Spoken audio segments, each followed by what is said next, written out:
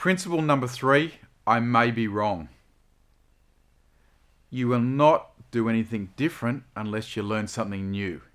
Part of that process is understanding that you may have to do some things differently than you've done them before. And sometimes this is hard. I mean, my wife, Lynn, will tell me that this is the hardest thing that I find, because often I might think I'm right. The challenge is you've got to do things differently. There's that old saying, if I keep doing the same old thing, I'm going to get the same result.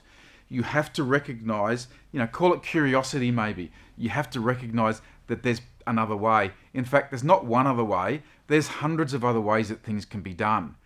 And again, what's been shown is once we accept the curiosity and the thought that there might be another process or maybe another way, we actually get changes in our brain chemistry.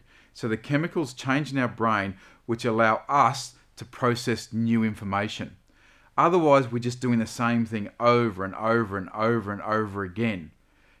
We don't want to get to that position where we're repeating all the same behaviors of the past. And part of that is letting go and accepting that there is another way.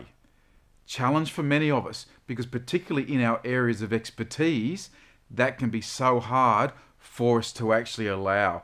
But I can encourage you. In fact, this is something that I've worked on personally myself, probably most in the last 5 years in particular, is let go of what I believe.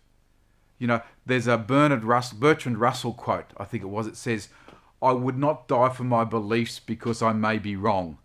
That's the approach we need in this coaching process, because that's the way to open your mind to new stuff and to absolutely learn.